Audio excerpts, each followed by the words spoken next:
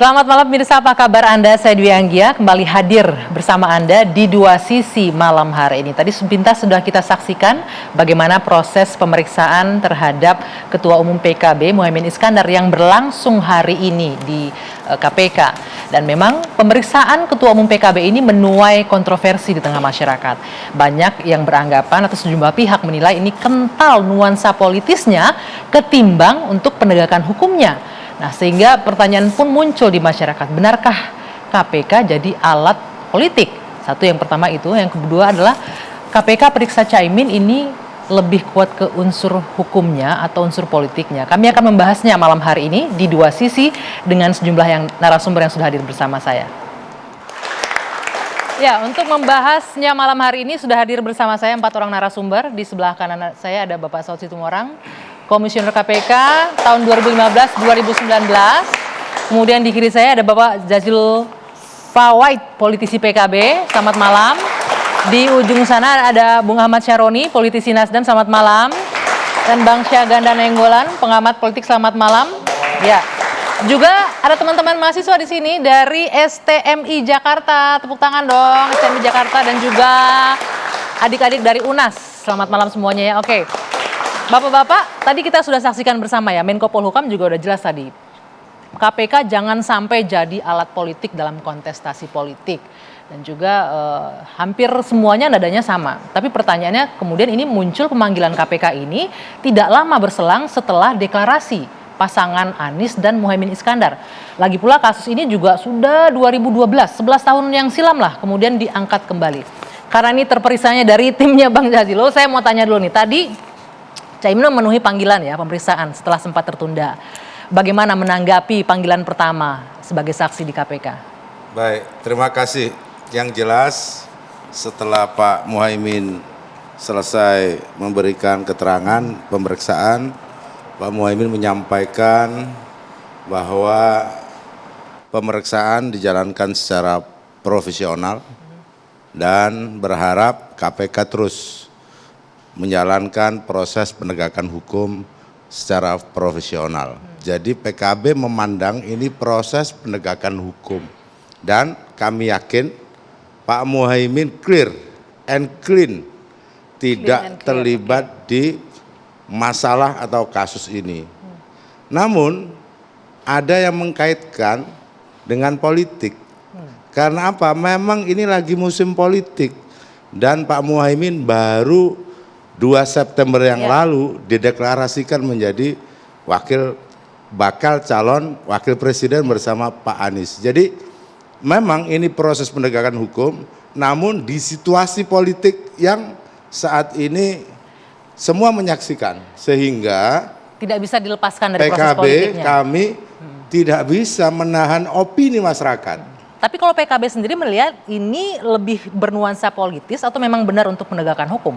PKB melihat ini murni penegakan hukum. Oh, masih berhusnuzon ya PKB ya. Namun bahwa ini ada di momentum politik yang menurut saya penegakan hukum ini kemudian menimbulkan kegaduhan, polemik, kontroversi. Bahkan kami banyak mendapatkan pesan dari para kiai, para aktivis yang kira bukan untuk membela Pak Muhaimin, tidak. Namun kira-kiranya KPK ini murni penegakan hukum atau enggak?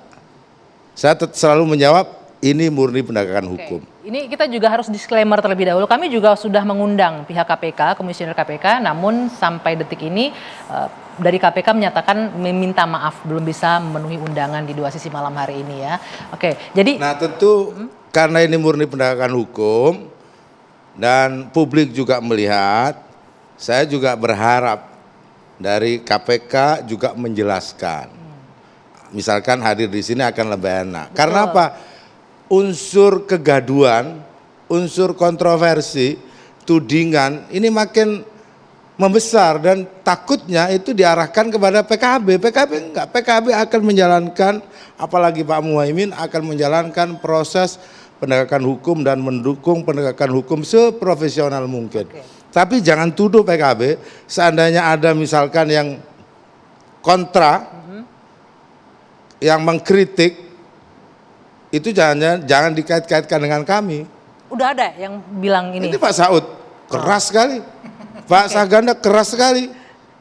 Para kiai, para aktivis, Pak MII, IMM, semua mengirim pesan kepada saya, HMI, semua mengirim pesan kepada saya. Ini karena tadi disebutkan penting sebenarnya untuk mendengarkan apa pernyataan KPK malam hari ini, karena berhubung mereka tidak bisa memenuhi panggilan, kami sudah menghadirkan ini. Bukan untuk membela KPK ya Pak Saud ya, tapi ya.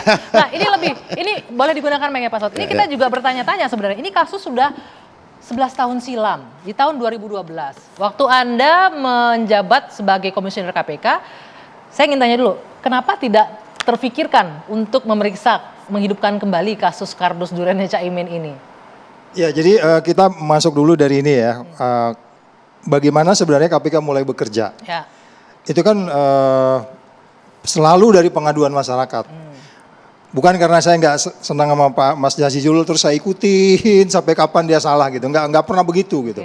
Nah ini kan ketika tahun 2018 itu kan hanya kasus yang kaitan dengan infrastruktur. Kasus ini nggak ada nih. Ya mungkin bisa jadi orang yang tahu case ini masih menyenangi Caimin gitu. Oh jadi sekarang yang tahu ini udah nggak senang sama Caimin ya? Sumber informasinya KPK dari mana? Iya. Bisa dari orang paling dekat sama Caimin, bisa jadi orang nggak suka sama dia, bisa juga dari faksi-faksi di partai politik, bisa juga toh. Ya, pokoknya sumbernya banyak aja, dari mana itu. Sehingga kemudian, nah, kita anggap nih nyampe aja pengaduan nih, didalemin gitu, didalemin. Oh iya nih ada nih. Oh ini karena ini proyek pengadaan barang berarti kerugian negara, kerugian negara pasal 2. Pasal 2 kerugiannya berapa? Tadi kalau nggak salah disebut kurang lebih sampai 20 M. Iya, 120 M ininya, tapi ini 1 M cuma. Iya. Bayangin aja ya, orang yang belum tentu ikut bermain di situ, ini kan nanti Caimin ini jadi wakil presiden nih. Asumsinya udah jadi wakil presiden. Calon wakil, ya. Asumsinya udah wakil presiden. Iya. Anda bayangkan dia akan menangani dana yang sekitar puluhan ribu triliun loh. Jadi makanya kita selalu bicara cost and benefit. Kerugian 1 M ini sepadan nggak? Kalau katakan rugi, kita belum bisa buktikan Caimin ngambil loh ya. Baru kita katakan bahwa dia di instansinya dia ada kerugian sebesar itu. Pak Saud, saya lebih tertarik tadi pernyataan Anda bahwa tergantung nih ada orang yang lagi senang sama Caimin atau yang nggak senang sama Caimin. Artinya indikasi di sekarang ini di periode kepemimpinan KPK sekarang ada yang nggak senang gitu sama Caimin. Ya tidak hanya di dalam situ, di luar sana juga banyak juga yang nggak senang dia. Tapi kalau di luar nggak senang, yang di dalam KPK nggak mungkin dong jalan. Oh gitu, makanya akhirnya kan kita bertanya, ini kan, nah ini Pak Jazilul harus tanggung jawab sebenarnya. Ini kan Undang-Undang KPK 19 nih, 2019. Ya kan, sudah diganti, bukan dia, sebenarnya semua DPR lah. Ya. Yang setuju. Termasuk itu, Bapak yang di ujung sana yang merevisi Undang-Undang KPK. Nanti kalau Anies jadi presiden kita kembali ini undang-undangnya. Oke ya? Oke, janji politik itu, janji politik ya. Ini keren, nih, malam ini kita kampanye betul nih. Oke, jadi kenapa salahnya di 2019 kenapa ketika undang-undang ini direvisi? Iya kan akhirnya kan saya mengatakan bahwa gampang sekarang meremut KPK. Gampang meremut KPK. Because they part of the government. Dia bagian dari pemerintah, dia bisa dilarang, bisa disuruh, bisa dipengaruhi dan sebagainya. Sebenarnya ini kan sudah kita ramalkan ketika undang-undang itu datang. Ya, sebentar, ini agak serius nih kalau saya gampang meremut gampang meremut KPK karena bagian dari government. Kalau kita bicara government kita siapa sekarang? Pak Jokowi, artinya ke sana Pak Saud. Atau siapa? Gak usah nyebut nama lah, nanti kayak Rocky Gerung semua kita ini, susah urusannya. Kita kan bicara government, tadi nih bilang gampang diremot, apalagi bagian dari government gitu loh. Iya, tinggal siapa yang meremot, government itu kan juga ada strukturnya juga. Ada strukturnya siapa menggunakan siapa. Tetapi yang perlu kita sampaikan ke publik adalah bahwa pemberantasan korupsi kita ini sekarang indeks persepsi korupsi kita 34, kita di bawah Timor Leste itu kan menyedihkan gitu. Amerika yang 70 indeks persepsi korupsinya, itu presidennya masuk penjara tuh. Sebentar lagi masuk. Yang berikut Biden ini juga mulai disebut-sebut lagi. Indonesia indeks persepsi korupsinya 34. Bagaimana Mbak Anggia bisa menjelaskan bahwa kita lebih bagus dari Amerika kepemimpinan di negeri kita dalam kaitan pemberantasan korupsi loh ya. Ya. Oke, ini menarik nih. Saya minta tanggapan Bang Syagana nanti dan juga Bang Roni, tapi usai jeda kita kembali saat lagi membahas ini.